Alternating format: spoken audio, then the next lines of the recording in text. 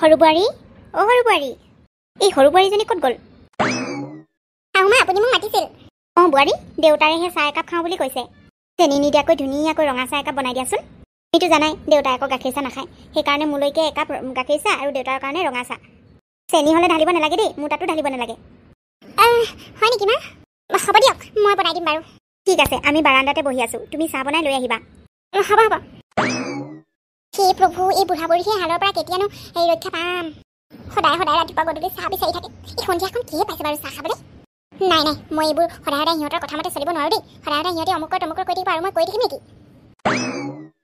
পৰি হয় বাইদেউ আপুনি আহিলে ভালেই হ'ল মই আকৌ আপোনাৰ কথাকে ভাবি আছিলোঁ নহয় কথা ভাবি আছিলানো মই তোমাৰ ওচৰলৈ আজি ৰাতি কি ৰান্ধিম সেইটোহে সুধিবলৈ আহিছোঁ আজি তুমি ভাল পোৱা কিবা এটা ৰান্ধিম কোৱাচোন তোমাৰ কি চব্জি খাই ভাল লাগে বাৰু হৈ থাকিব বাইদেউ মা আৰু দেউতাই বোলে চাহ খায় মায়ে হেনো গাখীৰ চাহ খাব আৰু দেউতাই হেনো এই ৰঙা চাহ খাব অঁ হয় নেকি মোৰ মানে গাটো ইমান ভাল লগা নাই বাইদেউ আপুনি কেনেবাকৈ বনাই দিব পাৰিব নেকি পাৰিমতো আকৌ চাহকণ বনাবলৈনো কিমান টাইম লাগিছে হ'ব দিয়া মই চাহ বনাই মাহঁতক দি দিমগৈ অঁ তোমাৰ যদি গাটো ভাল নহয় তুমি তেতিয়াহ'লে অলপ আৰাম কৰা নাই নাই বাইদেউ অলপ চকীত বহি দিলে ভাল লাগি যাব আপুনি চাহ বনাওক মই আপোনাৰ ওচৰতে বহি থাকিম আপোনাক অকলে অকলে পাকঘৰত কাম কৰিব দি মই জানো ৰুমত সোমাই থাকিব পাৰোঁ হ'ব দিয়া মোৰ একো নহয় অ' আজি অত বছৰে অকলে অকলে কাম কৰি গোটেই পৰিয়ালটো পোহপাল দিয়া অভ্যাস মোৰ আছে তোমাৰ যদি গাটো বেয়া লাগিছে তুমি যোৱা তুমি অলপ আৰাম কৰি লোৱাগৈ নাই নাই বাইদেউ অলপ মই পাকঘৰতে বহি দিছোঁ আচলতে মই টেবলেট এটা লৈছোঁ অলপ পাছত ভাল পায়ে যাম অলপ বহি দিলেই হ'ল এতিয়া যদি মই শুওঁ এবাৰ ৰেষ্ট কৰোঁ একদম টোপনি যামগৈ ঠিক আছে তেতিয়াহ'লে ব'লা পাকঘৰতে অলপ আৰাম কৰি ল'বা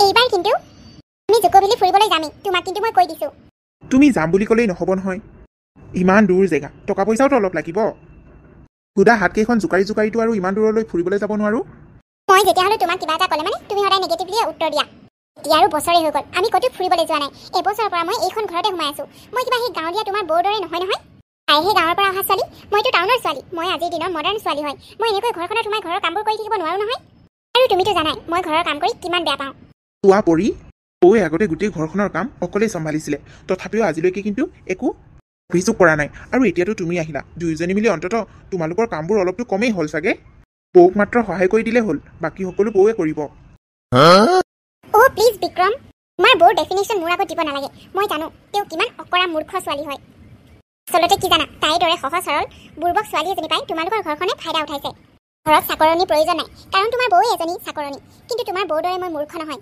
এইখন ঘৰত মই চাকৰণী হ'ব নোৱাৰোঁ আৰু ইমান টকা পইচা থকাৰ পাছতো তোমালোকে কাম কৰা মানুহ এজনী ৰাখি ল'ব নোৱাৰানে জানি কি এইখন ঘৰত কাম কৰিবলৈ দুজনী মানুহৰ প্ৰয়োজন ইমান ডাঙৰ ঘৰ চোৱা পৰি এইখন ঘৰত আজিলৈকে কোনো কাম কৰা মানুহ অহা নাই আচলতে মোৰ মা দেউতাই কাকো এইখন ঘৰত কাম কৰা হিচাপে নাৰাখে কাৰণ তেওঁলোকে কেতিয়াও নিবিচাৰে কোনোবা বেলেগ মানুহৰ নিজৰ কৰিবলগীয়া কামবোৰ কৰিব দি আৰামত বহি বহি খোৱাটো তেতিয়াহ'লে তেওঁলোকে নকৰেনো কিয় বোৱাৰীয়ে খেতক বাৰে বাৰে কৈ থাকে অমুকটো বনোৱা এনেকৈ কিয় কৈছা অতৰ দিনে এইখন ঘৰ মায়ে চলাই থাকিল বৌৱে অহাৰ পাছতো মা আৰু বৌৱে সমানেই কাম কৰিছিল এতিয়া মায়ে বেমাৰী হোৱাৰ পাছতহে আৰু বৌৱে যেতিয়া আজিলৈকে একো অভিযোগ কৰা নাই সেইকাৰণে মাহঁতে ইমান গুৰুত্বও দিয়া নাই কাৰণ মাৰ এটা বিশ্বাস আছে যিহেতু মায়ে অকলেই এইখন ঘৰ আগতে চম্ভালিছিল আৰু এতিয়াতো দুজনী বোৱাৰী হ'লা দুজনী বোৱাৰীয়ে মিলি ঘৰখন চম্ভালি ল'বা বুলি মাৰ বিশ্বাস চোৱা তোমালোকৰ মা দেউতাৰ বিশ্বাস নে কি মই সেইবোৰ নাজানো কিন্তু মোৰ কথা এটাই মই এইখন ঘৰত ইমান কাম কৰি জীয়াই থাকিব নোৱাৰোঁ প্লিজ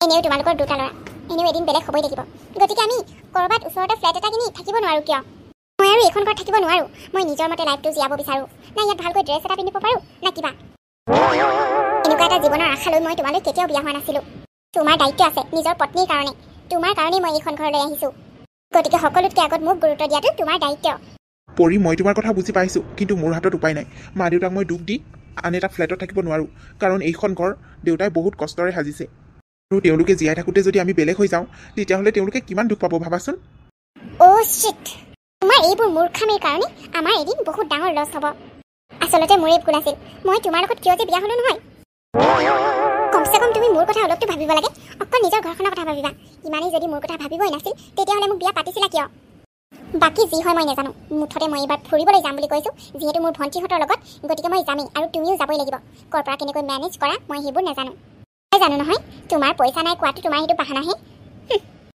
তুমি বিচাৰা তোমালোকৰ পৰিয়ালটোৰ লগত একেলগে মিলি জুলি ক'ৰবাত ফুৰিবলৈ যোৱাটো কিন্তু মোৰ কোনো ইণ্টাৰেষ্ট নাই তোমালোকৰ সেই আউটডেটেড পৰিয়ালটোৰ লগত মোৰ ফুৰিবলৈ যাবলৈ আৰু শুনা এইবাৰ কিন্তু মই মনে মনে নাথাকোঁ। মোৰ ড্ৰেছৰ ওপৰত যদি তোমালোকৰ মা দেউতাই কিবা এটা কয় মই কিন্তু ডাইৰেক্ট কৈ দিম। বুজি লোৱা কথাবোৰ। মোৰ কাৰণেতো তুমি কেতিয়াও ষ্টেণ্ড লোৱা নাই। নাই এদিন কিবা এটা কৈ পাইছা মোৰ কাৰণে, কিন্তু মোক জ্ঞান দিবলৈ নাহিবা।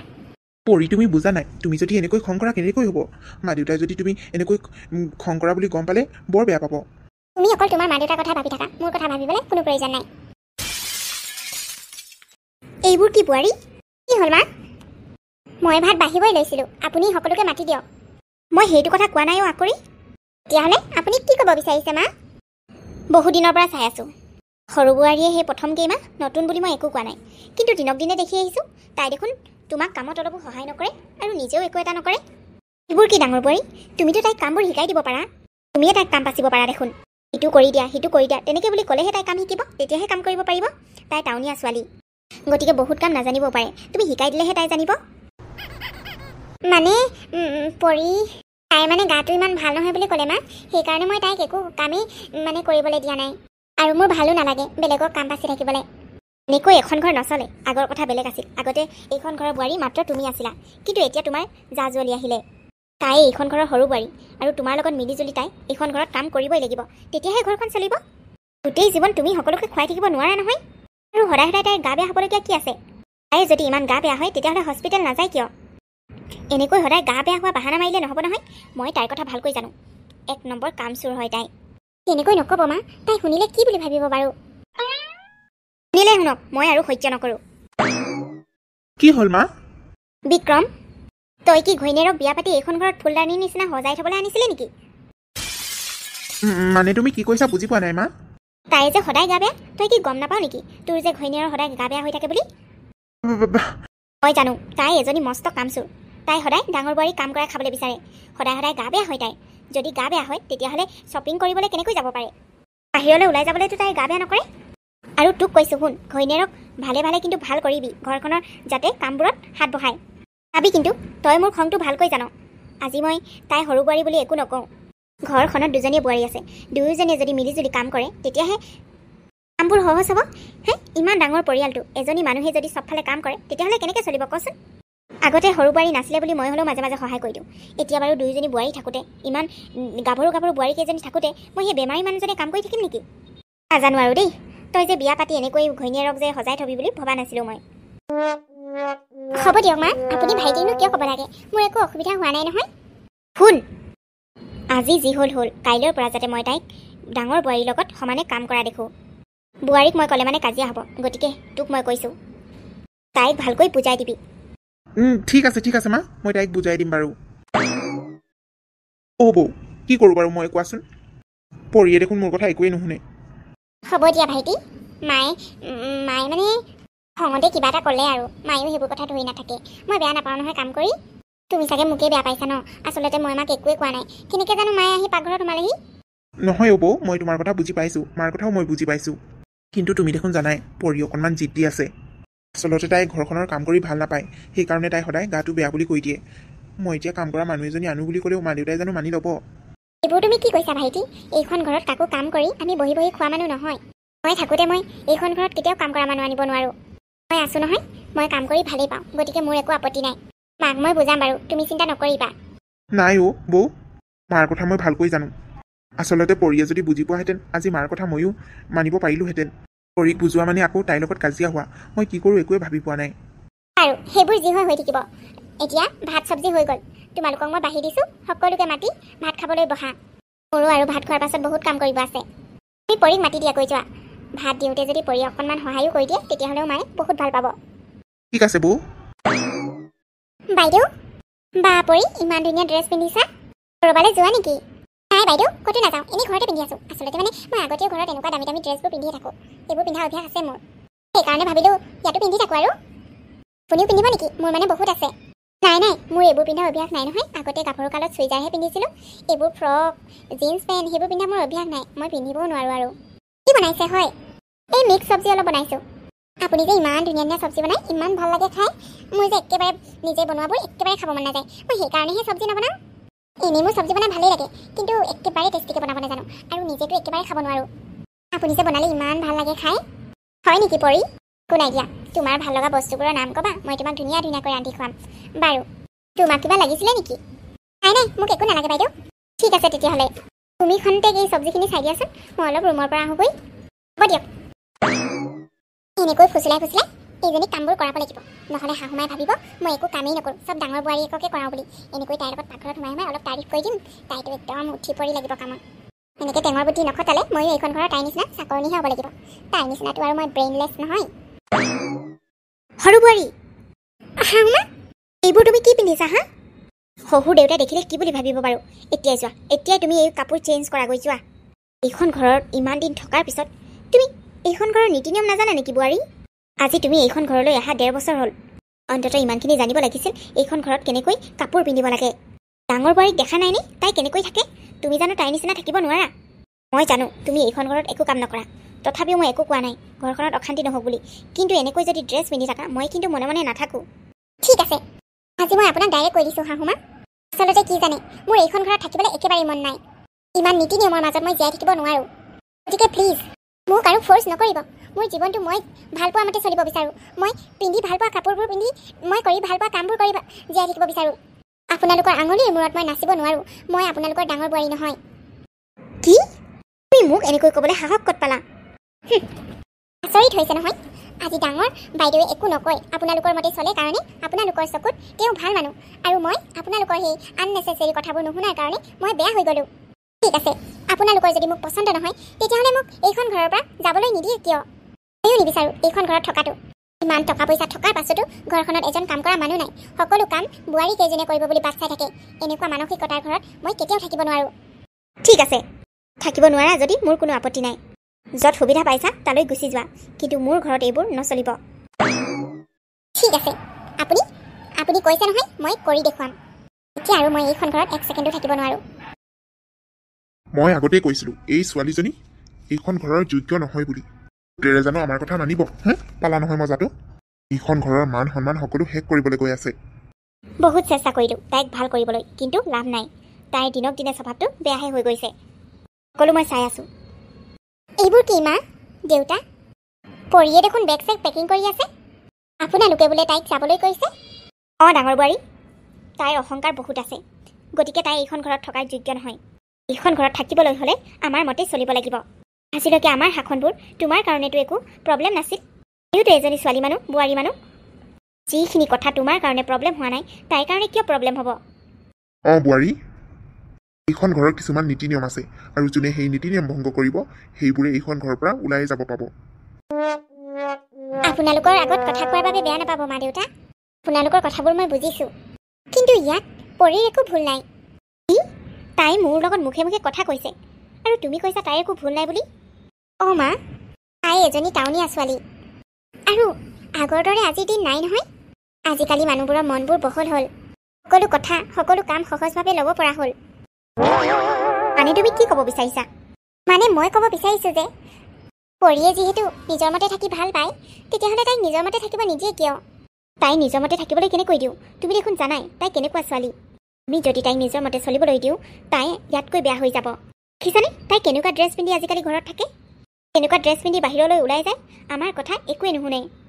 মাত্ৰ সেইটোহে, তাই মাত্ৰ ইমানটোৱে বিচাৰে যে তাই বিচৰা মতে ড্ৰেছ পিন্ধাটো, আৰু তাই ঘৰৰ কামবোৰ কৰি বেয়া পায়, সিমানটোৱে কথা মা। এই সৰু কথাটোৰ কাৰণে আপুনি নিজৰ ল'ৰা বোৱাৰীক কেনেকৈ ঘৰৰ পৰা উলিয়াই দিব পাৰে?